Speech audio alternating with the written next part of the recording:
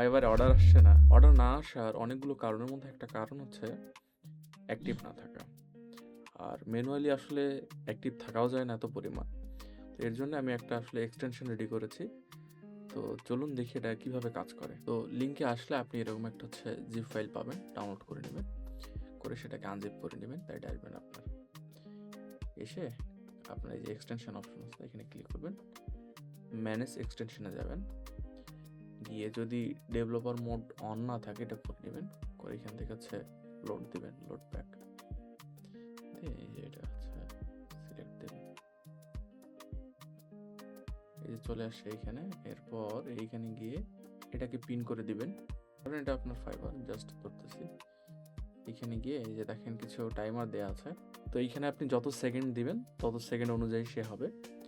প্রথম যে সেকেন্ড আছে এখানে, এখানে প্রথমের পর এটা শুরু হবে, তারপর এটা মনে করেন যে 1 মিনিটের একটা দিব, 60 সেকেন্ড এখানে দিলেন। তো মনে করেন এখানে আমি 5 সেকেন্ড দিই আপাতত, 5 একটা কমা দিলেন, পর আমি 10 দিই, হ্যাঁ,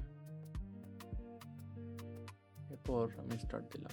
তো এই রানিং মানে যে এখানে দেখতেছেন, দেখেন এখানে রানিং আছে, সবুজ এটা চলতে আছে, দেখেন রিফ্রেশ হয়ে গেছে, এটা রিফ্রেশ হতে থাকবে, এই যে এখনো চলতেছে। এরপর 15 সেকেন্ড একটা নেবে, এটা চলতে থাকবে এভাবে।